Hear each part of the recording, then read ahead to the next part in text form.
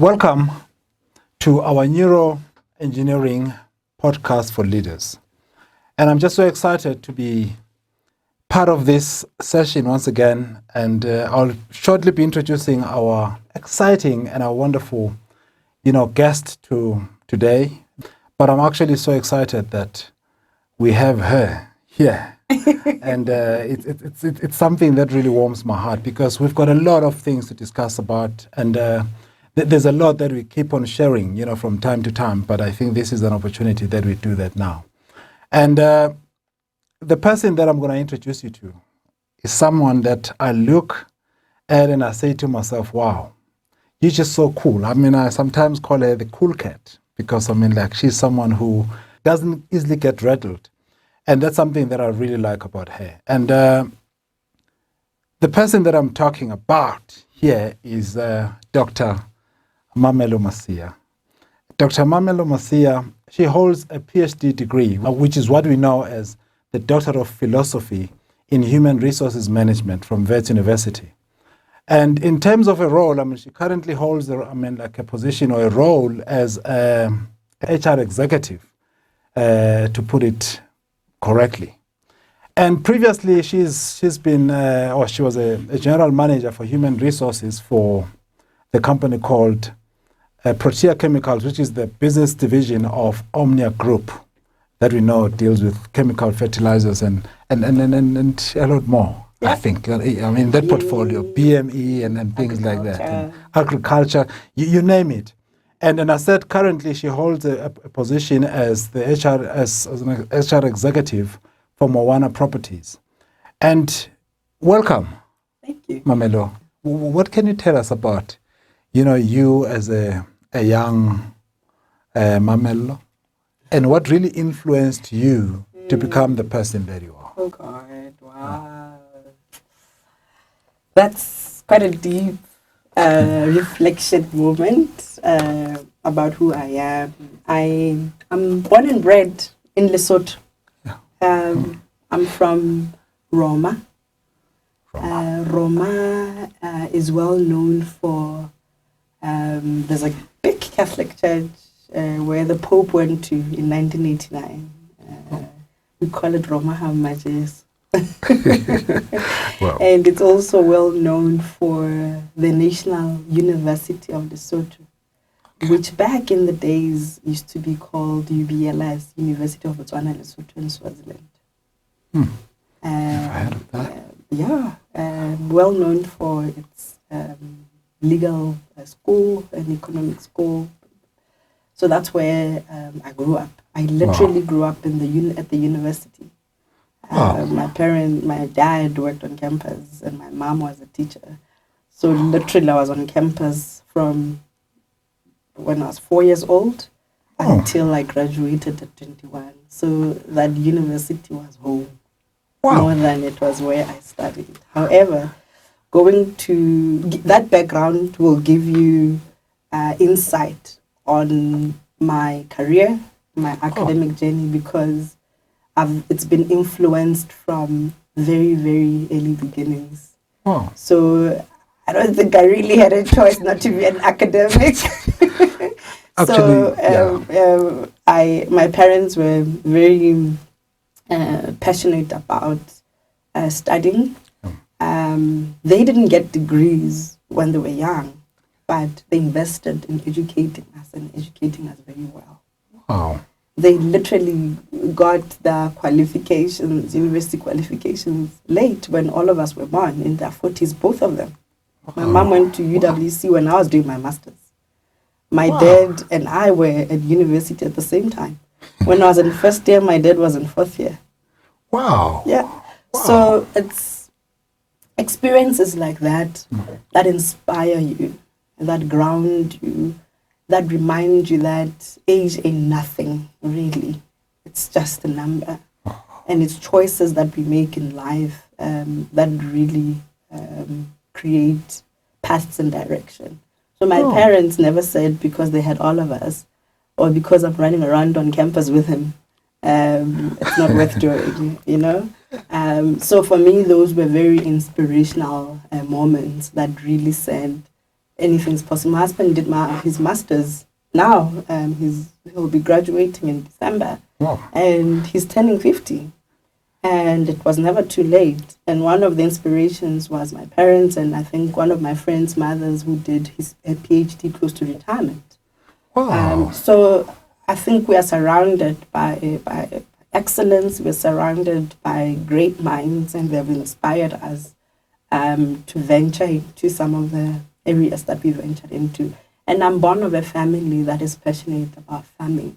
And I think what farming did for me, it centers you.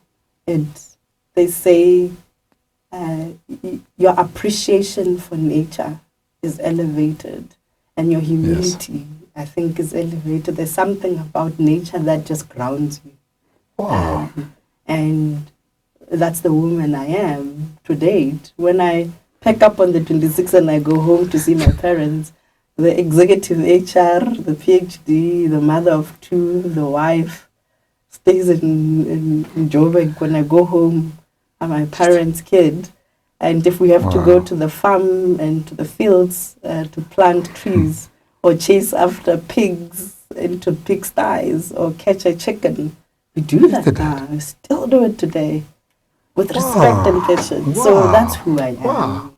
Wow, thank you very much for this. I mean, this is something that is actually, it's very inspiring.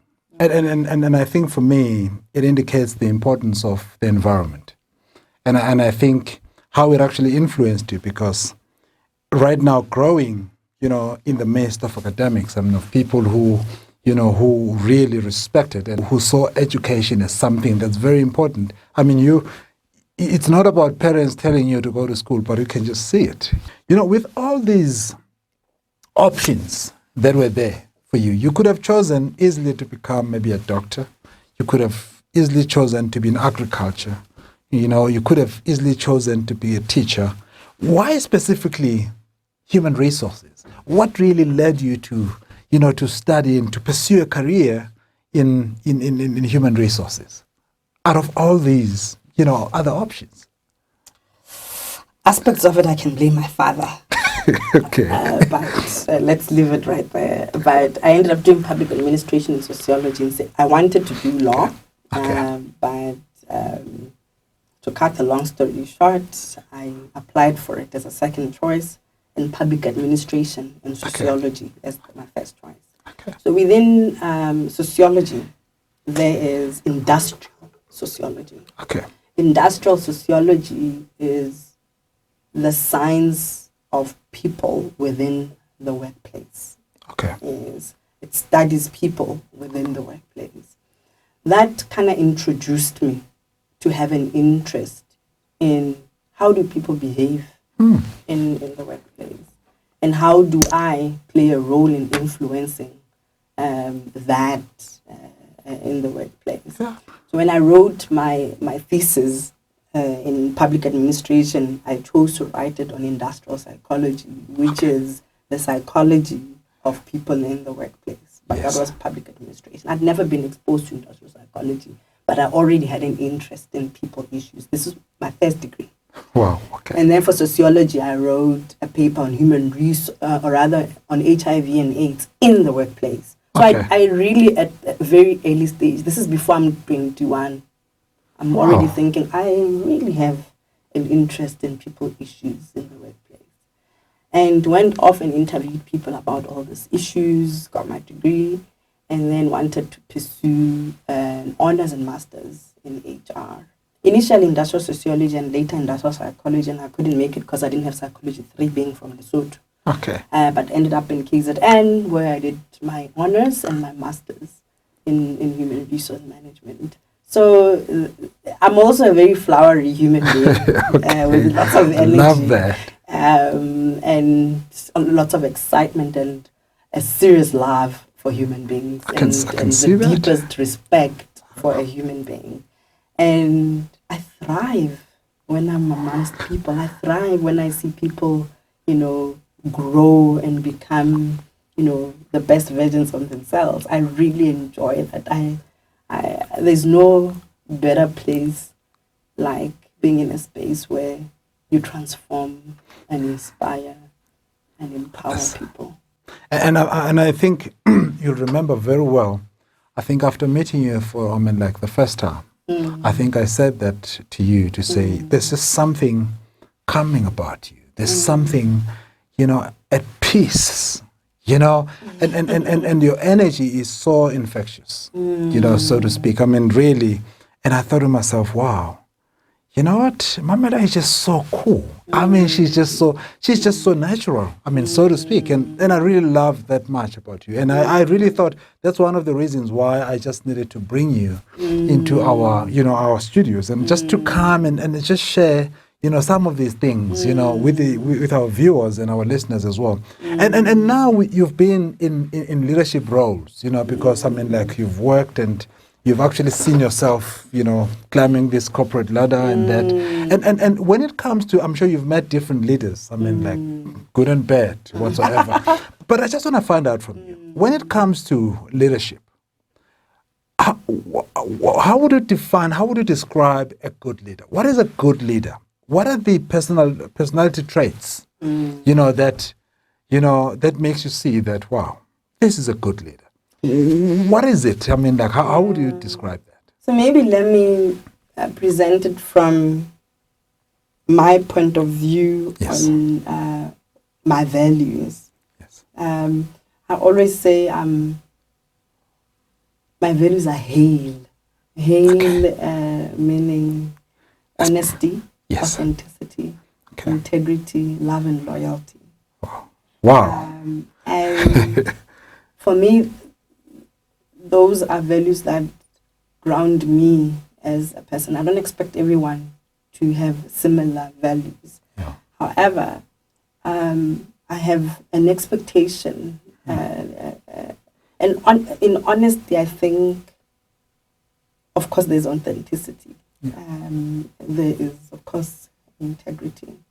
And I expect leaders to be authentic, to help people see them as real people. That's how I lead.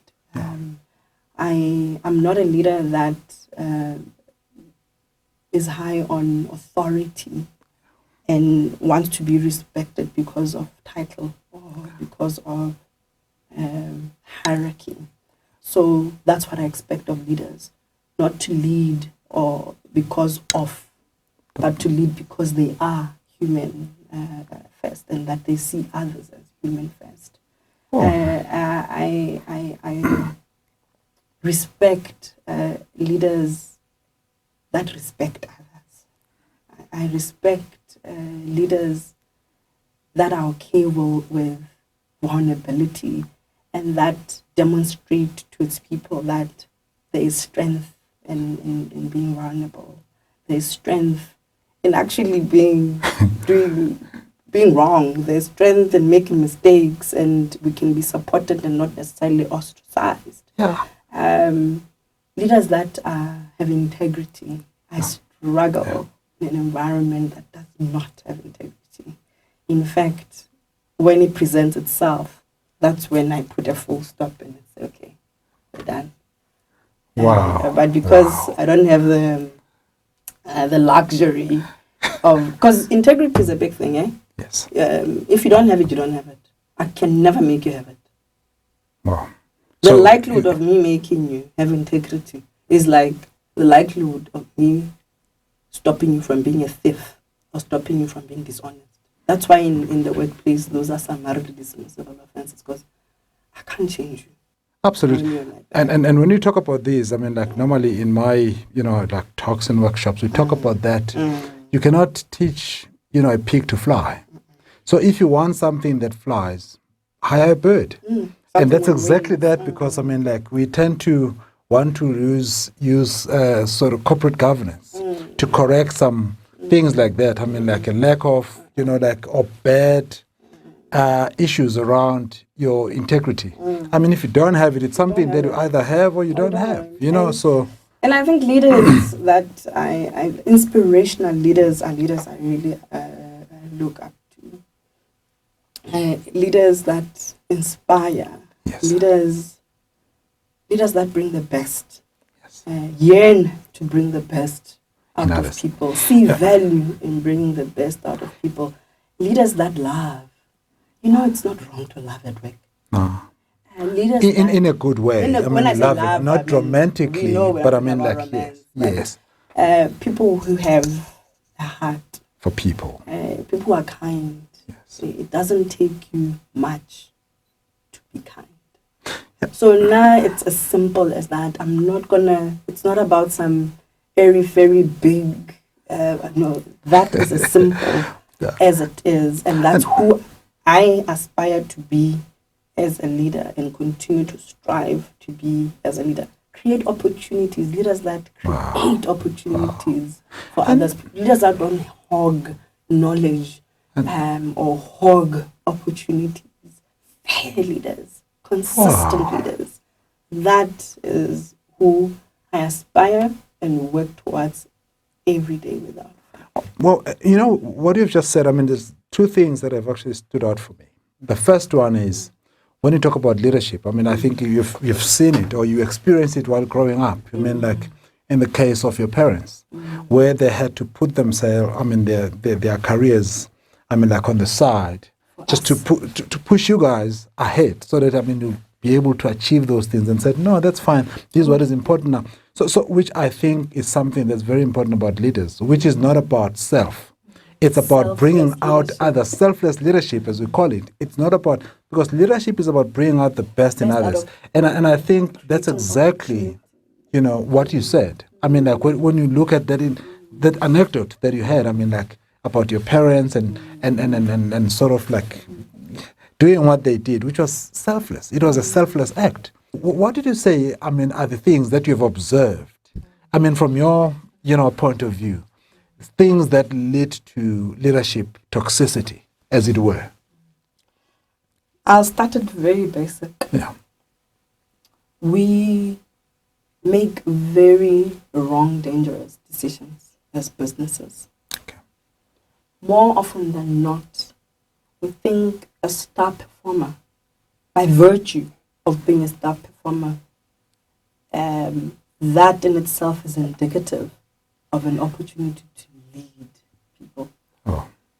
For me, that's one of the many problems we have as organizations. And on that one, maybe on the first one, before you jump into your second one, what is it that you think businesses are not seeing when it comes to promoting the so-called stars or star performers to make them feel, because I'm sure it's something that has been seen over and over again, you know, that I think from neuroscience, I can explain something around that, but I mean later on, but I'm just talking about what is it that you think, I mean, like organizations and big businesses are missing in terms of that, because it seems to be something that is consistent. And it's no longer like a secret anymore, but it seems like something is wrong. What did you say around that? One of the factors I'll bring on will touch on that, but I'll answer it. Okay. It's not like they don't see it. We're capitalists. Thank you. Yeah. I was coming to that. Our reason for being as organization, for some reason, I don't identify with it, but that's how most businesses are. Yeah. Businesses exist because of good profit. True. And unfortunately, in some instances, it doesn't matter how you get to the profit. It's the what? It's the money on the table. Just show me the money. That's all I want to see. And I think that's one of our downfalls. Like, oh, please, away with all this airy-fairy stories of yours. I want profits. That's where the problem is. Yeah. That's why Thank you'll you. see we don't invest much in authentically and consciously and intentionally growing people. Yeah. Because it takes away time from making money. And then we are blinded of the fact that to make good, clean money, prep them well, equip them well, create leaders, that will demonstrate the attributes we spoke about earlier. Invest in that, Yes. and then you reap the benefits. But no, because they've made money with That's it. those opposite attributes all this time. I mean, why should we waste time and money on it when we could be making money? So I think it's a waste of time to do it right. It's best to do it in that fashion and make as much profit as possible. That's why you'll see even the percentages businesses put aside for development. It's scary just how much businesses invest in development out there. It's a few that do good work around developing people. Because I've actually seen as well, I mean, where development is taking place, but it seems to be like some sort of like a paper exercise. Because at the end of the day, I mean, like no one actually ensures that whatever has been, whatever has been, or whatever it is that people have been sort of like trained on, it never gets to be implemented. Because sometimes it's just a tick box. I mean, absolutely, because of the budget. You look at budget. To exhaust it or something. And profitability. Don't spend too much so that we still have good cash flow and we have good bottom line, And so another issue that businesses struggle with is the inability to invest in emotional intelligence. Yeah. We have leaders that are not self-aware or aware of their surroundings. So if you're not aware of self, how are you going to be aware of others and your surroundings? And how do you then lead and lead well? How does that happen? So I spoke about that we make choices based on profitability, and we can't be bothered about people. It's one of the reasons, yes. We put business before people, yet people are the foundation of business. Very true. And that's a scary fact. I mean, Simon Sinek talks about it openly, that you have nothing without your people. And yet some businesses' investment in the very same people is minimal or nothing. In fact, if anything, they can exploit as much as possible to reap as much benefit as possible. Have you ever experienced a situation where there was this leader that everybody knew that was a bad leader, but he kept on getting promoted? Because they are making money, because they are performing. But irrespective of how they are performing, it's okay. They keep being allowed. And toxicity really starts getting born because we as businesses condone that which is unacceptable, because there's guys that are bringing the dollars in, the rents in. Yes. Cannot be touched. How do I just go meddle with the goose that's laying my golden eggs? I don't. Irrespective of how they're behaving within the business, how they are affecting others negatively. No, we don't do much about them until it affects you as the business owner or as a business leader. Until those, because if you are inherently someone with no integrity, it's not just going to work out for the business owner. There's a day that they will experience you and they will feel like they're up to here with you and get you out. When now it doesn't work out for them. But ordinarily, when you keep laying the golden eggs, that's the type of guy we want. That's the type of someone who's feisty and someone who gets things going. I mean, they bring us money and all this stuff. Who trembles everyone along the way, who destroys lives, who doesn't care of people's mental health. It's fine as long as we're making it back. Because people like that are protected. Who are you to raise a concern about them? How far do you think you'll get? And yet, don't think we keep quiet. Now I'm quite a vocal HR leader. I'm not quiet. And yet I do it with respect. Yes. We don't allow environments that we operate in to fester behaviors like that without us supporting the business to realizing what's right. Yes. And what is not right. So it's not like we keep. I'm giving you a view of what we are seeing that happens out there, but we can't be quiet about it in the environments that we operate in, because we have to represent excellence. Yes. And we have to represent fairness and impartiality, and also promote the right experiences within organizations where people want to be there, where people want to belong. So that's how you start sweeping out the toxicity. And again, it's when you're building cultures and ways of doing things within an organization. But then there's a selected few that are immune of how this culture has to be. And it's okay for them to behave counter what's expected. Yes. And they are not they're untouchable. And those are people then that will create the toxicity, because they don't uphold the very same culture that they are expected to be living up to.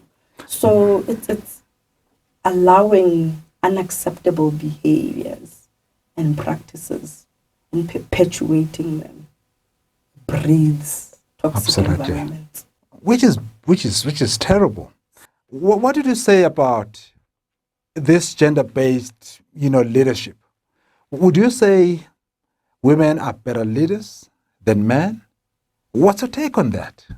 Chuckled when I saw the question, because I think, and probably this would be contrary to popular belief, my views. Okay. I think we're all human beings first, and there's goodness in each and every one of us. And now I'm a believer, I'm a Christian, and I think each and every, even the worst person, we're all made in the image of God. Yes. And if we are, it means in us there's goodness. Yes. All of us. All of us. And definitely. Our experiences and our exposures, irrespective of whether you're men or women, influence who you turn out to be or become. And I honestly can't subject it entirely to a gender issue. However, issues of patriarchy play a role on how we show up. And I think we've seen it a lot in men, that there's a lot of ego. Yes, narcissists can be both men and women, but narcissism has been seen a lot, as much as I can't give you statistics. In men, egoistic behaviors have been seen a lot in men. Not that they're not there in women. Isn't it because maybe they have mostly been occupying those positions of power? Because patriarchy has promoted male domination in corporates. So there's a person who will probably come across and say, because of the confidence that men have, because of an environment that promotes patriarchy, maybe men are better leaders. But someone will probably say there's carelessness in some instances. And someone will argue and say maybe women are too soft or too emotional. Oh, I hate that word. So you can't, I personally can't quite generalize and say there is a gender that leads better than the other. I think our worldviews, our experiences, our exposures in life determine the leaders that we become. Or we allow ourselves to become. They're horrible women leaders. I mean, you talk about the Iron Lady. And they're great men leaders. I've had some of the best male leaders that I can talk about. Out of respect for those that may think I'm saying they're not, I won't mention the good ones. Those that were not will now know that they were not. But I've had some of the most amazing male leaders who were compassionate and who listened and who were empathetic. And someone, if you were to talk about them, would say you're talking about a woman. And yet the opposite applied. There were some women who were terrible that we've seen as leaders, And yet there's some amazing leaders who are women, you know? Absolutely. So I think if I've answered it, that I personally can't pin it down to gender or whatever. It's our personal experiences. You know, Mamello, I think that's one of the fairest answer, or one of the answers that I've actually, received. Whenever I ask these questions, people tend to be very much biased. And as you understand, I like my science because you are able to bring the hard science to these soft skills, that we're talking about, that people can just share, their own personal views without anything to back it up with. We like evidence. We like so one thing that has come out of neuroscience as well is that when you look at leadership, our brains, they tend to be there are two networks, and one network is more socially based network, and which is actually what is called is a default mode network. Then you've got another one which is called task positive network, which is the one that people use to focus on details. So in life, when you look at strategy, when you look at analyzing things, when you look at planning something, you are using what is called the task positive network, which is more about detail. It's got nothing to do with emotions as such. Then you have the second one, the one that I spoke about, which is the default mode network, is more socially based. So that's when you think of yourself, when you think about people, when you think about empathy and sympathy, because when you talk about empathy as well, it differs. You've got different levels of empathy. But the fact is that when it comes to leadership, it's about these neural pathways. It's not about gender.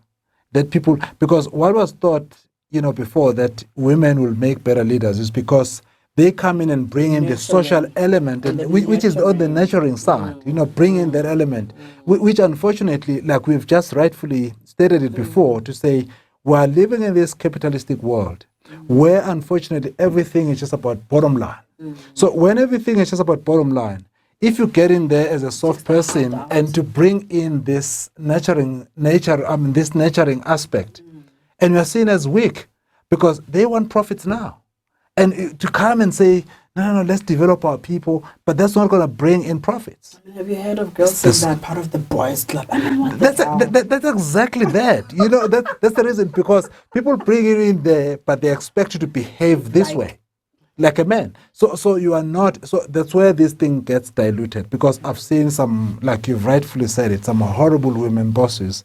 Then you look at them and say, wow, and they even excel, at that. So now when you say you want to put it or pin it down to gender, I think you're missing the point. Because, like for me, I'm more concerned about what is data telling us, because we're talking about something that is called objective reality. What is this objective reality telling us? What is the data telling us? Because otherwise we're just talking whatever comes to mind. I think another element I may have touched on socialization. Yes. And sources of socialization. It's not just family. Family may be the main one. As I grow up, my choices, friends, the school I go to, the books I'm exposed to or not even exposed to, what we watch, the church I go to or the church I don't go to, the parties I attend, the circles so all these experiences that socialize you, the media, social media, and all that really ultimately crafts you into the human being you ultimately become. Yes, you can code and decode. You can code and decode as you grow along.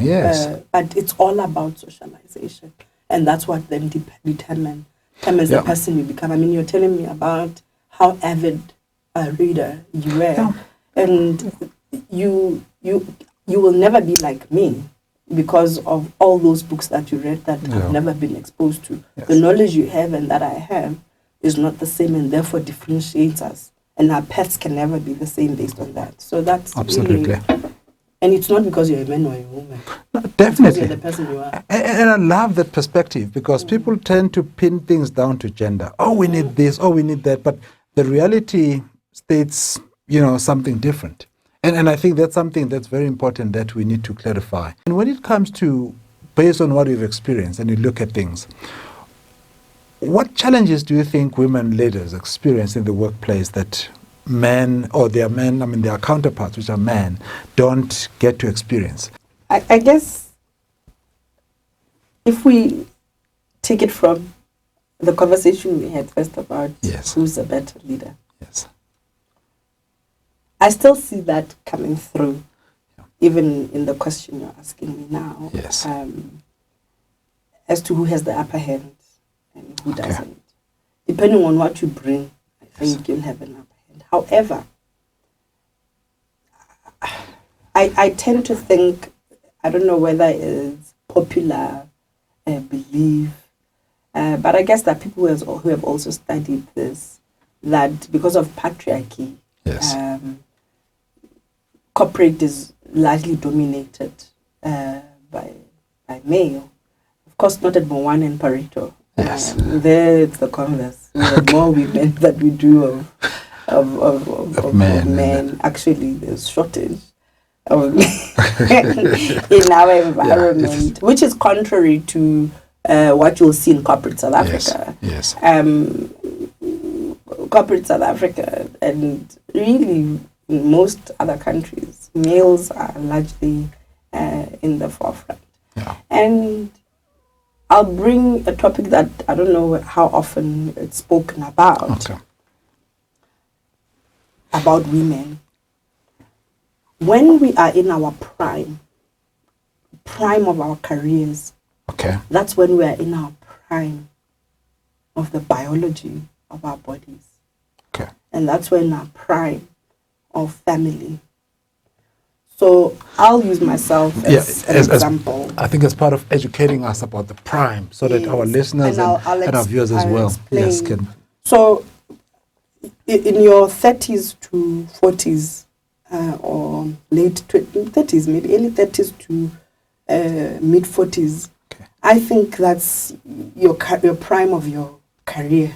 Okay. That's when things are moving. That's when you're growing. You're climbing the corporate ladder. That's when growth presents itself. There's so much that's going on in that period. Okay. And I can write a book about my journey. Okay. And yet, it's a time where we start getting married. Yes. And we start having babies. And we breastfeeding. Yeah.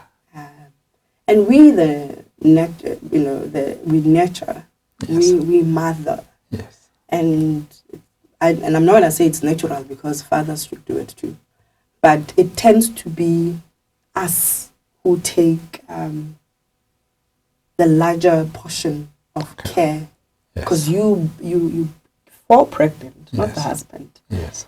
and in that period, not all of us are as effective as we want to be. Yes. And not all businesses are as kind to you as you would want them to be. I mean, how many times have you heard of women that come back from maternity and they don't have a similar job as they did before they went on maternity? So it's those things that, and where's the man in those spaces? It's moving they up. keep going forward with no speed humps. Yeah. I mean, an issue like a period pain is an issue. Yeah. There's a woman who every month is unable to attend work effectively because of pain. Every single month. Where is a man in that period? Oh. I have to find myself in some corner and possibly express milk and make time for that, and think about how I'm going to feed my child. Remember, there's also maternity leave. So there are elements. There's also you caring for your kids, picking them up from school, and a whole lot of homework, this and the other, putting them to bed. I put my kids to bed, I sleep. And there's someone who's able to carry on. I'm not saying it's okay to work after hours and at night, but your ability to engage with your career as a woman prime in mothering or wifing, if there's anything. Yeah. Okay. Yeah. That's like understood. that, and just seeing your kids through their school careers, that takes a lot out of you. If you see us all energized and added, when I go home, I am finished because my I've goodness, taken yeah. everything out of me just so I stay in my prime. And I'm not comparing myself with anyone. Yes. I just want to be that effective. But it takes Is so it much. because I'm comparing myself with a man? No. But the world compares you with a man. Yes. Yes. So I just find that I don't know how much we talk about that the playing fields are not entirely leveled. At all. They're not. Yeah. At all. And then there is, you can't speak to me like that at work.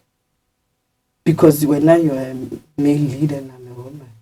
And I'm like, no, dude, but I can. Yeah. Now you're disrespectful. No, I'm not. I'm making a point.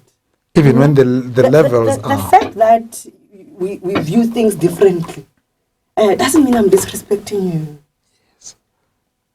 And I want to intimidate you. No, you don't intimidate me. We have a conversation. So there's that other element as well, that because if you're a female, there's a way that you have to talk to a male leader. Why? So guys, there are so many layers, and I think it can be a conversation that is just channeled to that women experience and their biases, and that I think there are discriminatory situations in the work environment that don't make the playing field entirely leveled as you would. Actually, that would be part of our second episode, and I think we will. You've already done. We will dig deeper because the reason why we have this neuroengineering podcast for leaders is to be able to unpack on those things, not just to talk about things that we get to hear every day and whatever trending stuff. We need to, because we are trying to remember, we are all about transforming minds from a place of mental darkness to mental light. And we cannot defend darkness if you want to bring in light. We cannot do that. So all that we need to do, therefore, is to unpack these things and just to be able to have these honest conversations. Because without these honest conversations, we're going nowhere.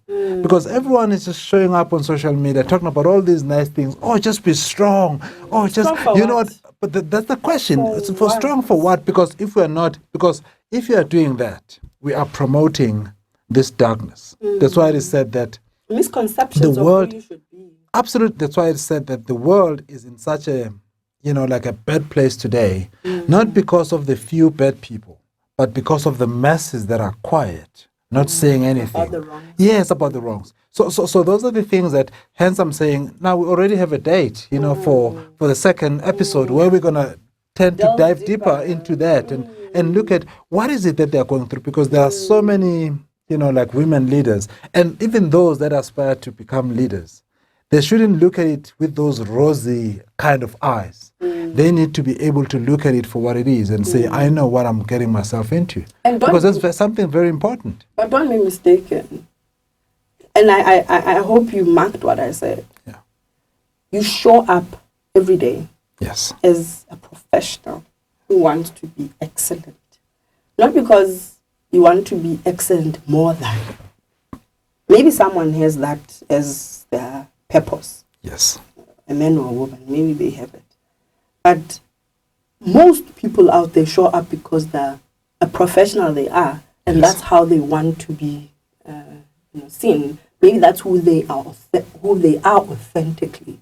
Sure. And then now people want to bring the comparison as if you are because you want to be better. No.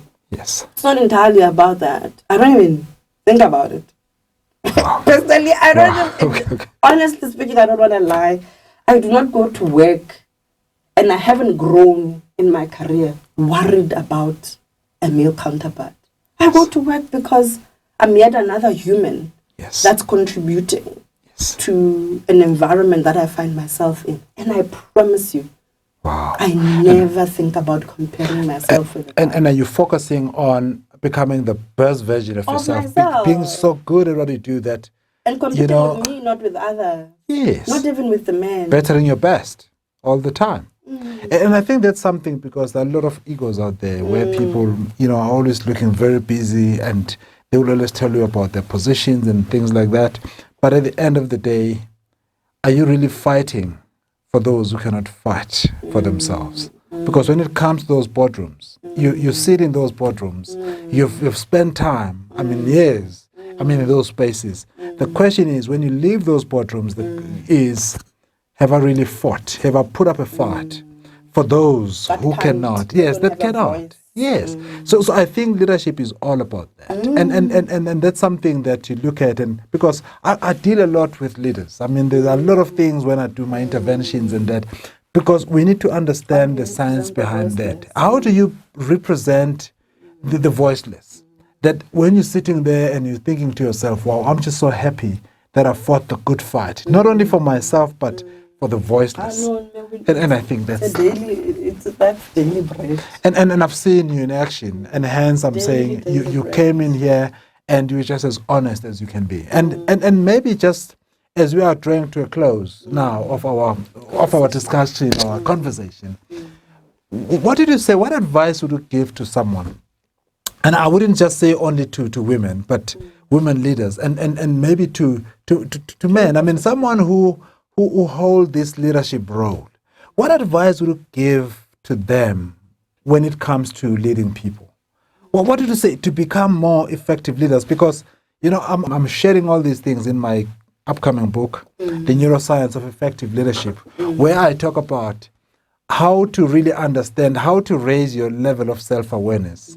Because if you understand yourself better, then you'll be able to do better for others too. So from your perspective, from your own, maybe knowledge and experiences, what advice, maybe 2 or 3 of them, pieces of advice, maybe that you can share with our viewers and our listeners as well, in terms of what is it that you need to have? For you to be a leader, what are the 3 things that you really need to consider to be an effective leader? I think the whole conversation has kind of touched on that. However, we can sum it, up to inspire. Yeah.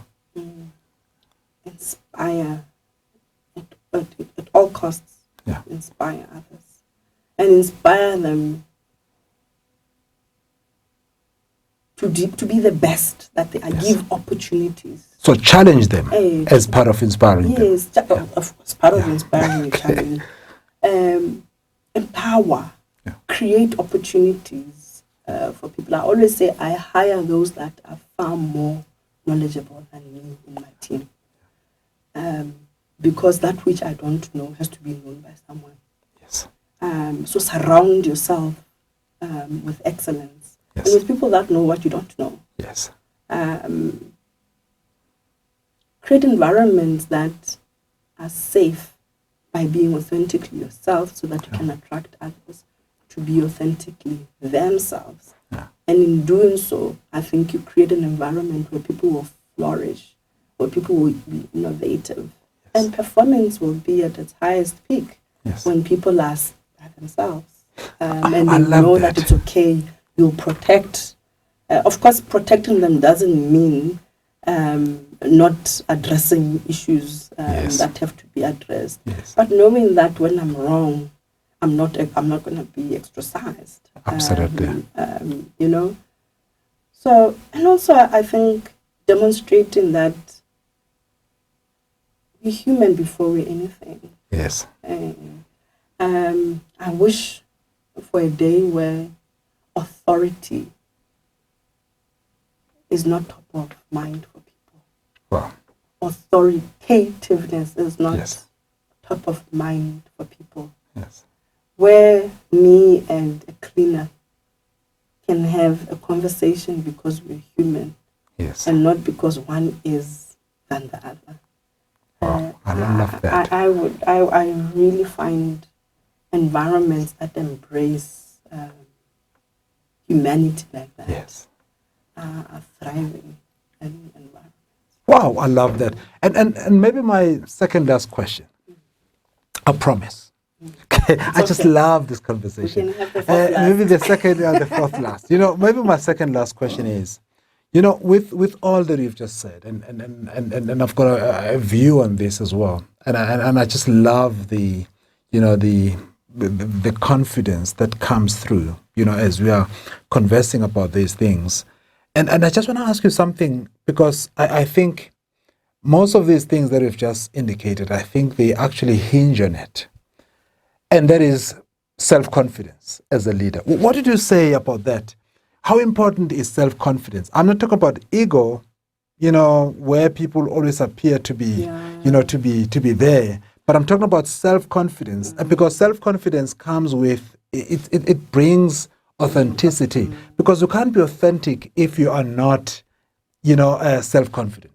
And what did you maybe say? Just a few things around that. What did you say about the importance of being self-confident as a leader? Because I think also it's the one that leads you to choose people that know better than you. That you can tap. It's okay, but it's only okay When you're confident. when you're confident. Do you have anything maybe just, around that? I feel like that's also a topic on its own, but we can talk about what you're asking now. People confuse confidence with arrogance. Yeah.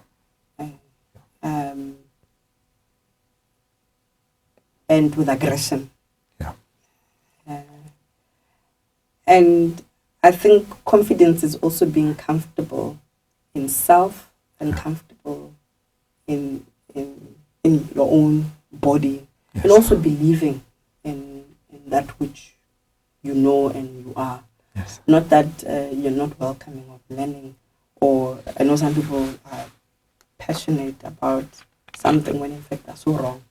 But they'll be so passionate about something that they're so wrong about. So also being able to decipher what to be what to be confident about, or what not to be confident about. Yeah. I think that's also very important, because you find people who have misplaced confidence. Misplaced confidence. Yes, I love that. Literally, I love you have that. people who have misplaced confidence, and there's also people that have demeanor that presents confidence to wear a mask. There's masks that people wear, and then you get masked as confidence. Yes. So I bring all this aspect of confidence deliberately. Yes. That I guess it shouldn't be misplaced. Yes. And it should be used to serve, a positive purpose, Yes, absolutely. not the converse. Yes. But confidence is extremely important, because you don't stand your ground. Yes. And knowledge is important, because if you don't equip yourself, how then are you confident? And yes, last question, and thank you so much. I think this question now, with what we have said, also for our listeners and our viewers, as Dr. Mamello Masia, at the end of the day, when all is said and done, maybe in just one sentence, how would you like and how would you love to be remembered? What sort of legacy would you like to leave behind? In one word, like in a sentence, to say, Dr. Mamello Masia was. Every place that I enter, I'd like to change a life, some way or another, and as altruistically as possible. One of my purposes, I think, is really to connect people with opportunities, and usually opportunities that grow them.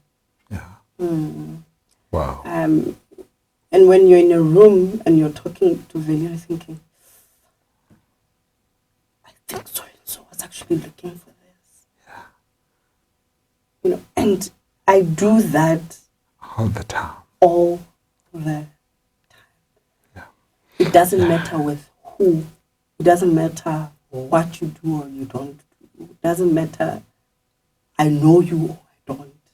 that is just something that I think now my legacy is growing people and helping them meet opportunities. That's all I do. Wow, the good doctor has just said it. To grow people and make them meet opportunities. And wow, what a treat we had. And really, I just really want to thank you so very much, my good doctor, for, blessing us with your presence.